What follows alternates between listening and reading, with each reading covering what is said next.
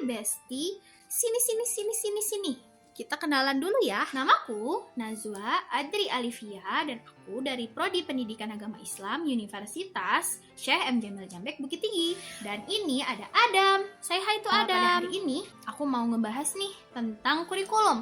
Pasti sama teman-teman semua itu udah gak asing lagi, sering terjadi perubahan kurikulum. Nah, kurikulum itu apa sih? Yuk kita bedah satu-satu apa itu kurikulum. Nah, sekarang kita bahas dulu ya kurikulum secara etimologi. Kurikulum itu berasal dari bahasa Latin. Bahasanya yaitu adalah kurer, artinya berjalan atau berlari. Nah, maksudnya berjalan atau berlari bagaimana, Nazwa? Nah, berjalan atau berlari yang dimaksud dalam konteks pendidikannya, kurikulum ini merupakan program atau jalur yang harus ditempuh oleh siswa dalam mengikuti proses belajar mengajar, sehingga nanti kegiatan belajar mengajar dapat terarah dan mencapai tujuan yang diinginkan. Seperti itu ya, Besti. Nah, sekarang kita masuk ya pembahasan kurikulum itu secara terminologi. Kurikulum secara terminologi itu seperti apa sih?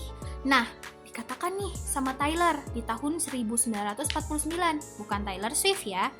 Tyler itu bilang bahwa kurikulum itu adalah rencana atau perencanaan pendidikan yang mencakup di dalamnya ada tujuan, kemudian ada pengalaman belajar yang direncanakan, metodenya, bahkan sampai serta evaluasi yang akan dialami oleh siswa selama mengikuti kegiatan pembelajaran.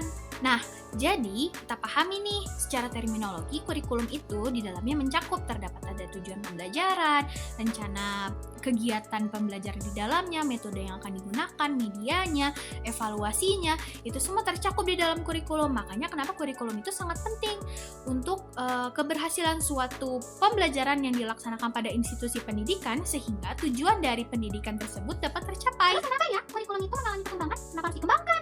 Karena Adam bertanya tadi, pasti Besti juga penasaran kan, kenapa sih terjadi perkembangan kurikulum? Kenapa kurikulum itu harus berkembang dan mengalami terus perkembangan?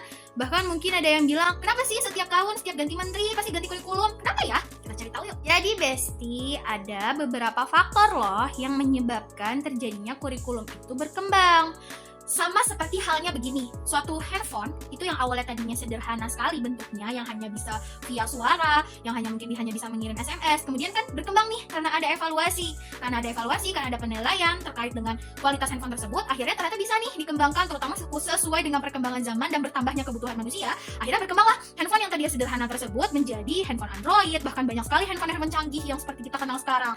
Nah, maka seperti itu Besti, kurikulum itu juga berpengaruh. Dia juga perlu untuk dikembangkan. Berdasarkan apa?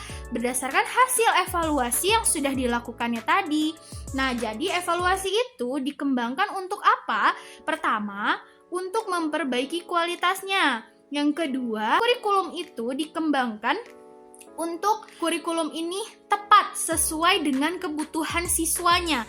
Mungkin sebelumnya kurikulum yang diterapkan belum mampu nih untuk mencakup seluruh siswa, kompetensi dan pemahaman siswa, dan mungkin tujuan dari pembelajaran ini masih belum tercapai secara maksimal dan optimal, sehingga kurikulum tersebut perlu untuk direvisi, dikembangkan. Nah, seperti yang kita tahu nih Besti, sebelumnya kan kita menerapkan kurikulum dulu ada KTSP. Nah, dari KTSP itu berkembang menjadi kurikulum 2013. Kurikulum 2013 ini menyempurnakan kurikulum KTSP sebelumnya yang sudah diterapkan.